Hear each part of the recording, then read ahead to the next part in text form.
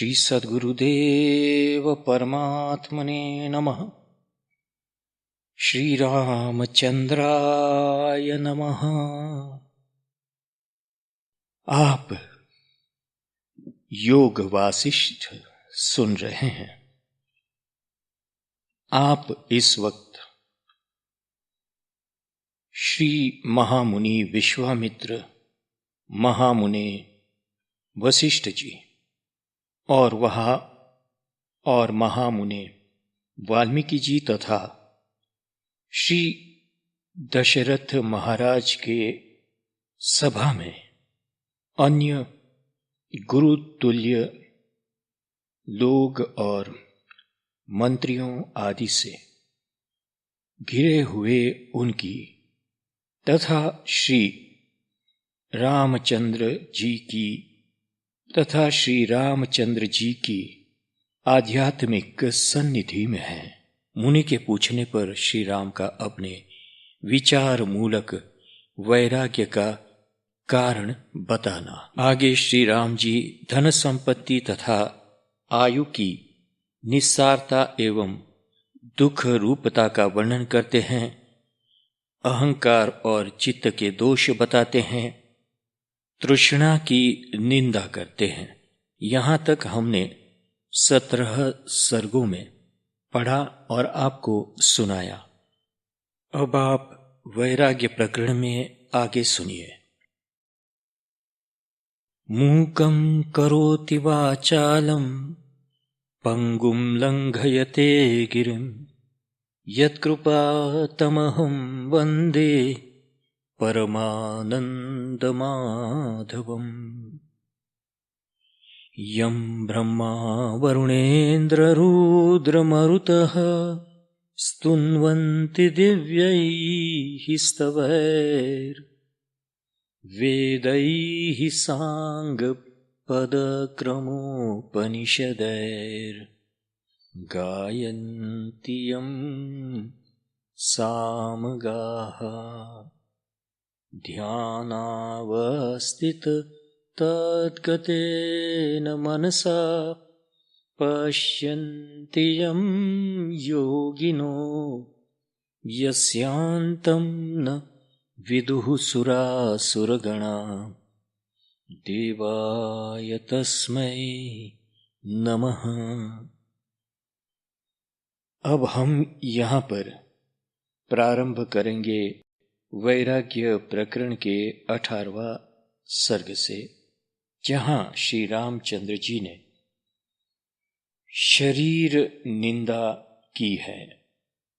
श्री रामचंद्र जी कहते हैं, महामुने, गीली आंतों, मलमूत्र आदि की थैलियों और नाड़ियों से भरा हुआ, नाना प्रकार के विकारों से युक्त तथा अंत में पतनशील मरण धर्मा जो शरीर संसार में सबके सामने प्रकाशित हो रहा है, वह भी केवल दुख भोगने के लिए ही है। यह थोड़े से खान पान आदि के द्वारा ही आनंदित हो उठता है और थोड़े से ही शीत घाम आदि से खिन्न हो जाता है। अतः इस शरीर के समान गुणहीन, शोचनीय और अधम दूसरा कोई नहीं है। यह शरीर वृक्ष के तुल्य है। दोनों भुजाएं इसकी 2 शाखाएं हैं। परिपुष्ट कंधा तना है। 2 नेत्र इसके बिल या खोडर है। मस्तक का स्थान इसका बड़ा भारी फल है। यह दांत रूपी श्रेणीबद्ध पक्षियों के बैठने के लिए स्तंभ के समान सुंदर आधार है। दोनों कान शब्द रूपी कठफोरवा पक्षियों के प्रवेश करने के लिए खोखले हैं। गुल्म नामक पेट का रोग ही इस पर फैली हुई लताएं अथवा झाड़ियां हैं। यह कर्म करने के लिए पंचभूतों के समूह से संगठित हुआ है। जीव तथा ईश्वर रूपी पक्षियों ने इस पर अपने घोंसले बना रखे हैं। दांत रूपी केसरों से सुशोभित, उत्पत्ति विनाशशील तथा मंद हासमय विकास से युक्त हर्ष रूपी फूलों द्वारा यह शरीर वृक्ष सदा अलंकृत होता रहता है। सुंदर कांति ही इसकी छाया है। यह देह रूपी वृक्ष जीव रूपी पथिकों का विश्राम स्थान है। इसे किसका आत्मीय कहा जाए और किसका पराया, इसके ऊपर आस्था और अनास्था ही क्या हो सकती है। तात भवसागर तथा नदी आदि को पार करने के लिए बारंबार अपनाई गई देहलता एवं नौका में कौन आत्मीयता की भावना कर सकता है। जहां रोम रूपी असंख्य वृक्ष उगे हुए हैं, जो इंद्रिय रूपी बहुसंख्यक गड्ढों से भरा हुआ है, उस देह रूपी निर्जन वन में कौन विश्वस्त निर्भय होकर रह सकता है। जो संसार रूपी वन में उगा और बढ़ा है, जिस पर चित्त रूपी चंचल वानर उछलता कूदता रहता है, जिसका प्रत्येक अवयव विषय चिंतन रूपी मंजरी से अलंकृत है, महान दुख रूपी घूनों के लग जाने से जिसमें सब और छेद या घाव हो गए हैं, जो तृष्णा रूपी सर्पणी का घर है, जिस पर कोप रूपी कौवे ने घोंसला बना रखा है, जिसमें मंद मुस्कान रूपी पुष्प प्रकट होते और खिलते हैं, इसलिए जिसकी बड़ी शोभा होती है, शुभ और अशुभ, सुख और दुख, जिसके महान फल है, सुंदर कंधे और बाह जिसकी शाखाएं हैं, उंगलियों से युक्त हाथ रूपी पुष्प गुच्छे के कारण जो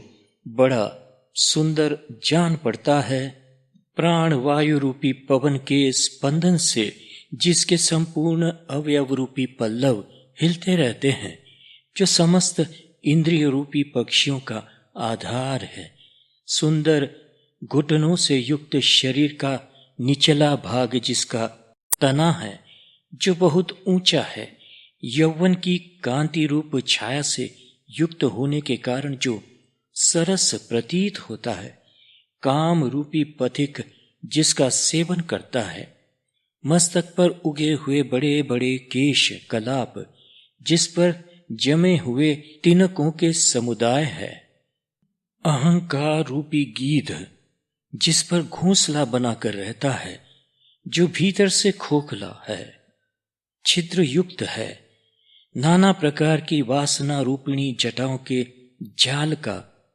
उद्गम स्थान होने के कारण जिसे काटना अत्यंत कठिन है, तथा परिश्रम रूपी शाखा विस्तार के कारण जो वीरस रूखा दिखाई देता है, वह शरीर रूपी वृक्ष मुझे सुखद नहीं प्रतीत होता। मुने, शरीर अहंकार रूपी गृहस्थ का विशाल गृह है। यह गिरकर सदा के लिए धरती पर लौट जाए अथवा चिरकाल तक स्थिर बना रहे, इससे मेरा क्या प्रयोजन है। जहां इंद्रिय रूपी पशु कतार बांधकर खड़े रहते हैं, तृष्णा रूपिणी गृह स्वामिनी बारंबार घर आंगन में डोलती फिरती है, तथा जिसके समस्त अवयवों को आसक्ति रूपी गेरू आदि के रंग से रंगा गया है, वह शरीर रूपी गृह मुझे अभिष्ट नहीं है। पीठ की हड्डी रीढ़ रूपी शहतीरों के परस्पर मिलने से जिसके भीतर खाली स्थान बहुत थोड़ा रह गया है, तथा जो आंत की रस्सियों से बांधकर खड़ा किया गया है, वह देह रूपी घर मुझे प्रिय नहीं है। जिसमें सब ओर नस नाड़ी और आंतों की रस्सियां फैली हुई है, जिसे रक्त रूपी जल से बनाए गए गारे के द्वारा लीपा गया है, तथा बुढ़ापा रूपी चूने से जिस पर सफेदी की गई है, वह देह रूपी घर मुझे अभिष्ट नहीं है।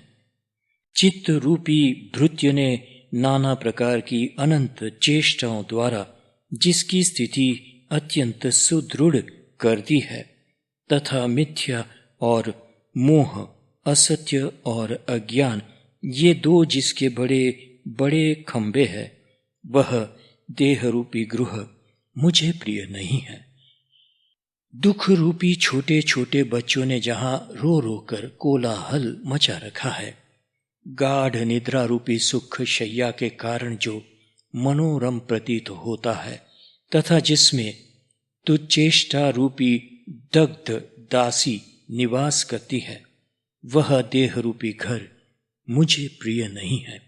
मुनीश्वर, जो मल आदि दोषों से युक्त विषय समूह रूपी बर्तनों तथा अन्य उपकरणों से ठसा ठस भरा हुआ है तथा जिसमें अज्ञान रूपी नोन छा लगा हुआ है, वह देह रूपी गेह मुझे अभिष्ट नहीं है। गुल्फ रूपी आधार काष्ठ पर स्थित जो पिंडलियां हैं, वे मानो खंबे हैं। गुल्फ रूपी माने एड़ी के ऊपर की गांठ।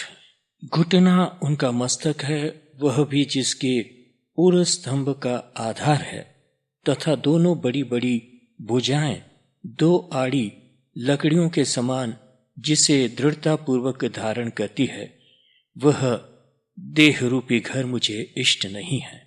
भ्रमण, जहां ज्ञानेन्द्रिय रूपी झरोखों के भीतर प्रज्ञा रूपिणी गृह स्वामिनी क्रीड़ा कर रही है तथा चिंता रूपिणी पुत्रियां खेल रही है, वह देह गेह मुझे प्रिय नहीं है। जो सिर के केश रूपी छाजन से छाया हुआ है, कान रूपी शोभाशाली चंद्रशालाओं से सुशोभित है तथा कुछ लंबी उंगली रूप काष्ठ चित्रों से सुसज्जित है, वह शरीर रूपी गृह मुझे प्रिय नहीं है। जिसके समस्त अंग रूपी भित्तियों के समूह में रोम रूपी घने जौ के अंकुर उगे हैं और जहां पेट का गड्ढा कभी भरता नहीं, ऐसे देह रूपी गेह मुझे नहीं चाहिए।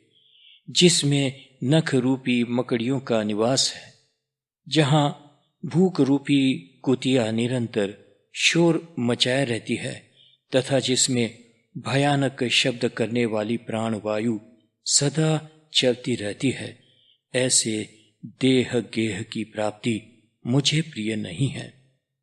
जहां श्वास प्रश्वास के रूप में वायु के वेग का निरंतर भीतर बाहर आना जाना लगा रहता है और जिसकी इंद्रिय रूपी खिड़कियां सदा खुली रहती है, वह देह रूपी घर मुझे कभी इष्ट नहीं है। जिसके मुख रूपी दरवाजे पर जिह्वा रूपिणी वानरी सदा डटी रहती है, अतएव जो भयंकर दिखाई देता है तथा जिसके दांत रूपी हड्डियों के टुकड़े स्पष्ट दृष्टिगोचर होते हैं, वह शरीर रूपी घर मुझे नहीं चाहिए। यह देह गेह त्वचा रूपी चूने के लेप या प्लास्टर से चिकना किया हुआ है। नाड़ी रूपी यंत्रों के संचार से यह चंचल बना रहता है और मन रूपी सुंदर चूहे ने इसमें सब और बिल खोद रखे हैं, इसलिए यह मुझे प्रिय नहीं है। जो मंद मुस्कान रूपी दीपक की प्रभा से क्षण भर के लिए उद्भासित हो उठता है, एक ही क्षण में आनंद उल्लास से सुंदर दिखाई देता है और फिर क्षण मात्र में ही अज्ञान अंधकार से व्याप्त हो जाता है, वह शरीर रूपी घर मुझे प्रिय नहीं है। जो समस्त रोगों का घर है, झुर्रियों तथा पके बालों का नगर है और समस्त मानसिक चिंताओं का दुर्गम वन है, वह देह गेह मुझे प्रिय नहीं है। यह शरीर एक भयानक वन है, इंद्रियां ही इस जंगल में भालू है, जो अपने रोष के कारण इसे दुर्गम बनाए हुए है। यह भीतर से सूना है तथा अनेकों अनेक निस्सार खोडरों से युक्त है। इसकी दिशा रूपी कुंजे घोर अज्ञान अंधकार से व्याप्त होने के कारण गहन जान पड़ती है, अतः यह मुझे कदापि प्रिय नहीं है। यहाँ धन संपत्ति, राज शरीर, नाना प्रकार की चेष्टाओं और मनोरथों से क्या लेना देना है, क्योंकि काल कुछ ही दिनों में इन सब को अपना ग्रास बना लेता है। मुने, यह शरीर केवल रक्त और मांस का ही बना हुआ है। इसका एक ही धर्म है, विनाश। फिर इसके बाहरी और भीतरी स्वरूप पर विचार करके बताइए, इसमें कौन सी रमणीयता है? तात, जो शरीर मरने के समय जीव का अनुसरण नहीं करते, उसका साथ छोड़ देते हैं, वे कितने बड़े कृतज्ञ हैं। फिर आप ही कहिए, उन पर बुद्धिमान पुरुष की क्या आस्था हो सकती है? यह शरीर इस कोमल पल्लव के समान है, जो तनिक सी वायु का संचार होते ही जोर जोर से हिलने लगता है। यह आधी व्याधि रूपी सैकड़ों कष्टों से क्षत विक्षत होने के कारण जर्जर हो जाता है। इसका स्वभाव क्षुद्र है तथा यह कड़वा और नीरस है, अतएव मुझे प्रिय नहीं है।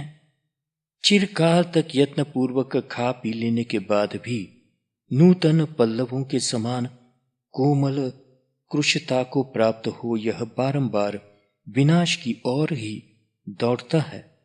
दीर्घ काल तक लोगों पर अपना प्रभुत्व स्थापित करके धन संपत्ति का सेवन करने के बाद भी न तो यह ऊंचे उठता है और न स्थिरता को ही प्राप्त होता है।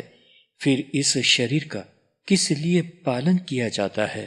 कोई भोग वैभव से संपन्न हो या दरिद्र, दोनों का शरीर समान ही होता है। बुढ़ापे के समय बूढ़ा होता है और मृत्यु काल में मर जाता है। उसे अपने में किसी विशेषता का अनुभव नहीं होता। जो लोग इन नाशवान शरीर में आस्था रखते हैं, इन्हें नित्य स्थिर रहने वाला मानते हैं तथा जो संसार की स्थिरता पर भी विश्वास करते हैं, वे मोह रूपी मदिरा का पान करके उन्मत्त हो गए हैं। उन्हें बारंबार धिक्कार है। मुने, मैं न तो इस शरीर का कोई संबंधी हूं और न शरीर हूं, न वह शरीर मेरा है और न मैं ही यह शरीर हूं। ऐसा विचार करके जिनका चित्त परमात्मा में विश्राम ले रहा है, वे ही लोग पुरुषों में उत्तम है।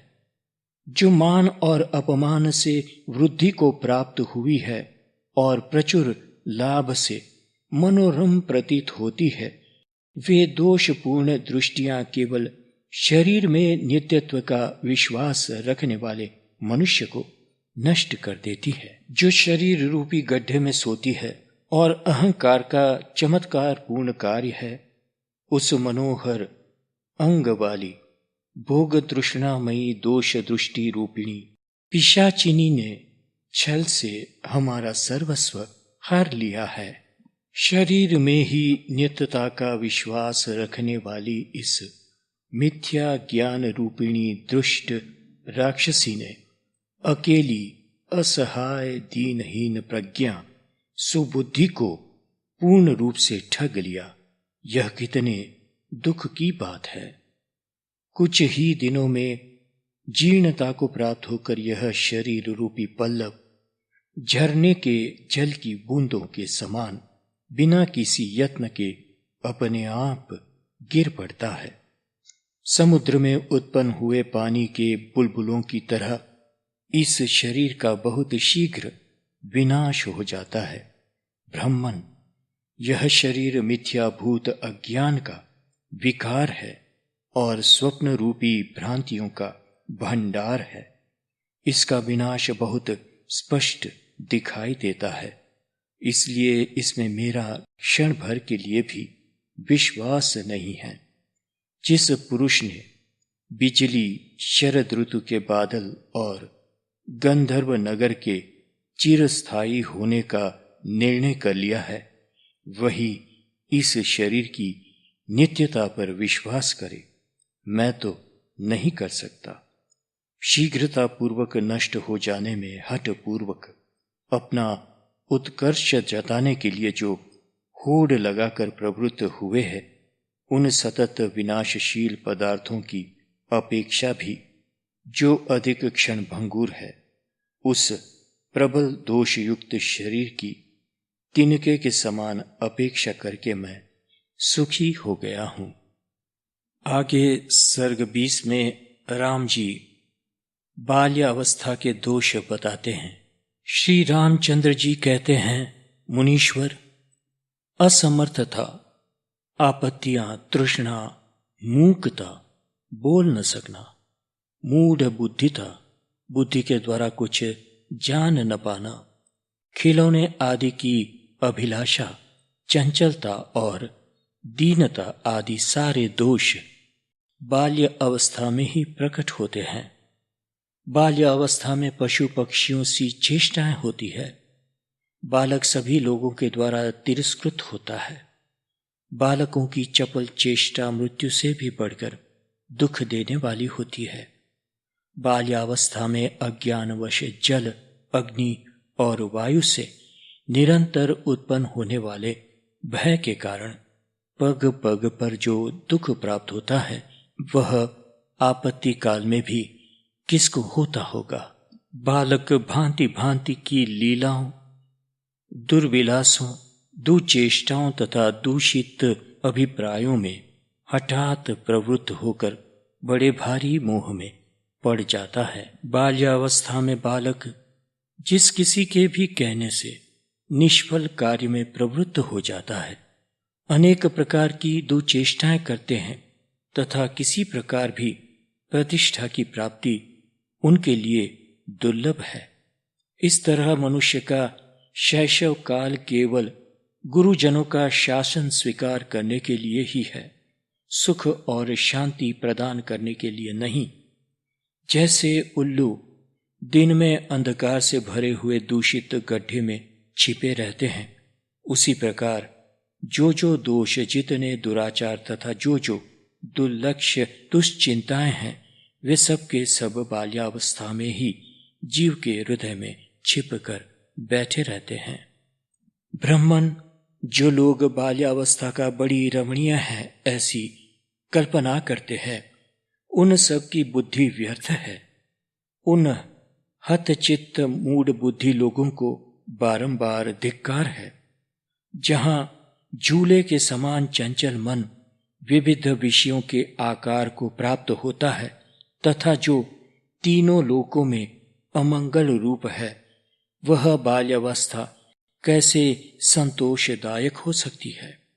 मुने, सभी प्राणियों का मन अन्य सब अवस्थाओं की अपेक्षा बाल्यावस्था में ही 10 गुना चंचल हो उठता है।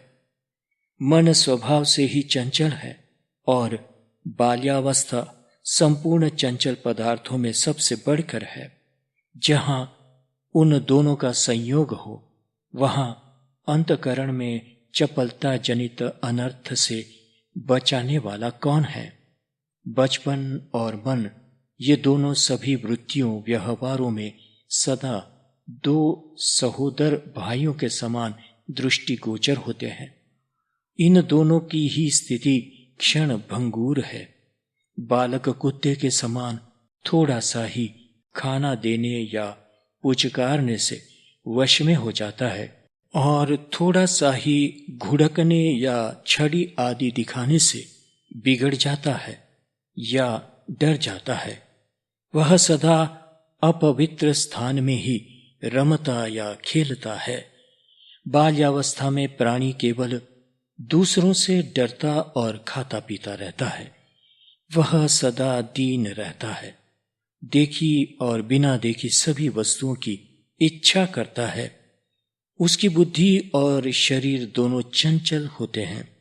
ऐसी बाल्यावस्था को मनुष्य केवल दुख भोगों के लिए ही धारण करता है। निर्बल बालक अपने मानसिक संकल्प से जिन पदार्थों को पाने की इच्छा करता है, उन्हें न पाकर उसकी बुद्धि सदा संतप्त होती रहती है और उसे इतना दुख होता है मानो किसी ने उसके हृदय में घाव कर दिया है। जब तक बाल्य अवस्था रहती है तब तक असत्य पदार्थों में ही सत्यता की बुद्धि बनी रहती है। हृदय में नाना प्रकार के मनोरथ उदित होते रहते हैं तथा अंतःकरण बड़ा कोमल होता है। अतः बाल्यकाल अत्यंत दीर्घ दुख प्रदान करने के लिए ही होता है, सुख देने के लिए नहीं।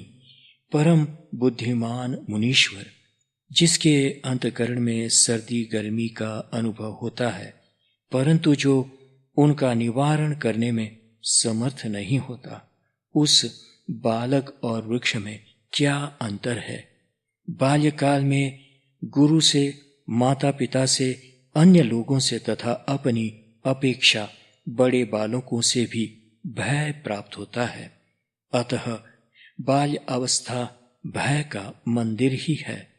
महामुने, बाल्यावस्था में समस्त दोषपूर्ण दशाओं द्वारा अंतःकरण दूषित होता है और बाल्यकाल अविवेक नामधारी विलासी का विलास भवन है।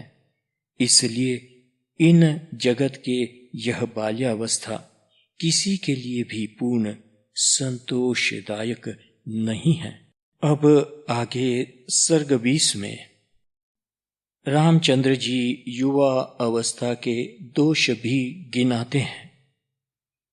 श्री रामचंद्र जी कहते हैं, महर्षि, बचपन के बाद मनुष्य बाल्य अवस्था के अनर्थों का त्याग कर भोग भोगने के उत्साह, भ्रांति अथवा कामरूप पिशाच से दूषित चित्त होकर नरक में गिरने के लिए ही यौवनारूढ़ होता है। यौवन अवस्था में मूर्ख मनुष्य अनंत विलास चेष्टा वाले अपने चंचल चित्त की राग द्वेष आदि वृत्तियों का अनुभव करता हुआ एक दुख से दूसरे दुख को प्राप्त होता है। अपने चित्त रूपी बिल में स्थित हो नाना प्रकार की भ्रांति पैदा करने वाला काम रूपी पिशाच अपने वश में हुए पुरुष का बलपूर्वक तिरस्कार करता है। मुने, युवा अवस्था में स्त्री, द्यूत और कलह आदि दुर्व्यसनों को उत्पन्न करने वाले वे राग, लोभ आदि प्रसिद्ध एवं दुष्ट दोष वैसे काम, चिंता आदि के वशीभूत अंतकरण वाले पुरुष को, जो काम आदि में तन्मय हो रहा है, यौवन के ही सहारे नष्ट कर डालते हैं। जो महान नरक का बीज है और सदा भ्रांति पैदा करने वाला है, उस यौवन के द्वारा जिनका नाश नहीं हुआ है, वे मनुष्य दूसरे किसी से नष्ट नहीं हो सकते। श्रृंगार आदि नाना प्रकार के रसों से पूर्ण और अनेक प्रकार के आश्चर्यजनक वृत्तांतों से युक्त भीषण यौवन रूप भूमि को जिसने पार कर लिया है, वही पुरुष धीर कहलाता है। जो क्षण भर के लिए प्रकाशमान चंचल मेघों की गंभीर गर्जना, अभिमान पूर्ण वचन से व्याप्त और बिजली की तरह चमक कर लुप्त हो जाने वाला है, वह अमंगलमय यौवन मुझे अच्छा नहीं लगता। जो भोगों के समय मधुर, अतएव स्वादिष्ट, मनोरम और अंत में दुखदायी होने के कारण तिक्त प्रतीत होता है, जिसमें दोष ही दोष भरे हैं, जो सब दोषों का आभूषण तथा मदिरा के मद विलास के समान मोहक है, वह यौवन मुझे कदापि अच्छा नहीं लगता। जो असत्य होकर भी सत्य सा प्रतीत होता है, शीघ्र ही धोखा देने वाला है तथा स्वप्न अवस्था में किए गए स्त्री सहवास के समान है, वह यौवन मुझे अच्छा नहीं लगता। यह क्षण भर के लिए सुंदर प्रतीत होने वाली संपूर्ण वस्तुओं में अग्रगण्य है। यौवन सारी आयु बीत जाने पर दिखाई देने वाले गंधर्व नगर के समान है। यौवन यह सब लोगों को क्षण मात्र के लिए मनोहर प्रतीत होता है। यौवन अतः यह मुझे अच्छा नहीं लगता। यह यौवन ऊपर से तो रमणीय प्रतीत होता है, किंतु भीतर से सद्भाव शून्य है। अतः वेश्या स्त्री के समागम के समान घृणित होने के कारण मुझे रुचिकर नहीं जान पड़ता। जैसे प्रलय काल में सबको दुख देने वाले बड़े बड़े उत्पात सब ओर से उमड़ उठते हैं, उसी प्रकार युवा अवस्था में सबको कष्ट प्रदान करने वाले जो कोई भी आयोजन है, वे सब निकट आ जाते हैं। युवा अवस्था का मोह मंगलमय आचार को भुला देने वाला है और बुद्धि को कुंठित कर देने वाला है। ब्रह्म का अतिशय मात्रा में उत्पादन करता है। जैसे दावाग्नि वृक्ष को जला देती है, उसी प्रकार युवा अवस्था में जीव प्रियतमा के वियोग जनित दुस्सह शोकाग्नि से मन ही मन जलता रहता है। जैसे अत्यंत निर्मल विस्तृत एवं पवित्र नदी भी वर्षा ऋतु में मलिन हो जाती है, उसी प्रकार परम निर्मल विशाल एवं शुद्ध बुद्धि भी युवा अवस्था में कुलषित हो जाती है। बहुत सी उत्ताल तरंगों से युक्त भयानक नदी लांघी जा सकती है, परंतु भोग तृष्णा की चपलता से युक्त युवा अवस्था नहीं लांघी जा सकती। वह प्राण वल्लभा, उसके वे मोटे मोटे स्तन, वे मनोहर विलास और वह सुंदर मुख कितना मनोरम है। युवा अवस्था में इसी तरह की चिंताओं से मनुष्य जर्जर हो जाता है। रजोगुण और तमोगुण से पूर्ण वह विषम यौवन रूप आंधी संपूर्ण सद्गुणों की स्थिरता को नष्ट करने में दक्ष है। मनुष्यों के यौवन का उल्लास विकास दोष समूह को जगाता और सद्गुण समुदाय का मूलोच्छेद करता है। अतएव उसे पाप वैभव का विलास कहा गया है। शरीर रूपी उपवन में उत्पन्न हुई यौवन की बेल बड़ी रमणीय है। वह ज्यों ज्यों बढ़ती है या ऊंचे चढ़ती है, त्यों ही त्यों अपने से सटे हुए मन रूपी भ्रमर को उन्मत्त बना देती है। शरीर रूपी मरुभूमि में काम रूपी घाम के ताप से प्रकट हो भ्रांति रूपी प्रतीत होने वाली जो यौवन रूपिणी मृग तृष्णा है, उसी की ओर दौड़ते हुए मन रूपी मृग विषयों के गड्ढे में गिर जाते हैं। यह युवा अवस्था देह रूपी जंगल में कुछ दिनों के लिए प्रकाशित होने वाली शरद ऋतु के समान है। लोगों, तुम इस पर विश्वास न करो। जब जब यौवन अपनी चरम सीमा पर आरूढ़ हो जाता है, तब तब संताप युक्त कामनाएं केवल विनाश के लिए ही बढ़ने या नृत्य करने लगती है। ये राग द्वेष रूपी पिशाच तभी तक विशेष रूप से नाचते फिरते हैं जब तक कि यह यौवन रूपिणी रात्रि पूर्ण रूप से नष्ट नहीं हो जाती।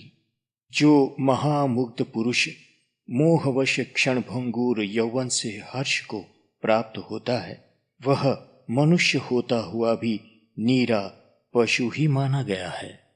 जो मनुष्य अभिमान या अज्ञान के कारण मदोन्मत्त यौवनावस्था की अभिलाषा करता है, उस दुर्बुद्धि को शीघ्र ही पश्चाताप का भागी होना पड़ता है। साधो, इस भूतल पर वे ही पुरुष पूजनीय और महात्मा है जो यौवन रूपी संकट से सुखपूर्वक पार हो गए हैं। बड़े बड़े मगरों से भरे हुए महासागर को सुखपूर्वक पार किया जा सकता है, किंतु विषय चिंतन आदि महातरंगों के कारण उमड़े हुए और दुर्गुण दुराचार रूप अनेक दोषों से भरे हुए इस निंदनीय यौवन के पार जाना बहुत ही कठिन है। ब्राह्मण विनय से अलंकृत श्रेष्ठ पुरुषों को आश्रय देने वाला, करुणा से प्रकाशित तथा शम दम क्षमा दया शांति संतोष सरलता आदि विविध गुणों से युक्त उत्तम यौवन इस संसार में उसी तरह दुर्लभ है जैसे आकाश में वन। यहाँ पर सर्ग 20 की समाप्ति होती है और फिर आगे हम पढ़ेंगे सर्ग 21 से। यहाँ पर स्त्री शरीर की रमणीयता का निराकरण, फिर आगे सर्ग 22 में वृद्धा अवस्था की दुख रूपता और फिर काल के स्वरूप का विवेचन 25वें सर्ग तक हम पढ़ेंगे। फिर आगे 26वें सर्ग में काल का प्रभाव और मानव जीवन की अनित्यता का वर्णन है। फिर आगे सांसारिक वस्तुओं की निस्सारता, क्षणभंगुरता और दुख रूपता का तथा सत्पुरुषों की दुर्लभता का प्रतिपादन है। तो वह सब कुछ 27वें सर्ग तक हम पढ़ेंगे। तब तक के लिए श्री रामचंद्राय नमः, श्री सद्गुरुदेव परमात्मने नमः। हरि ओम तत्सत, हरि ओम तत्सत, हरि ओम तत्सत।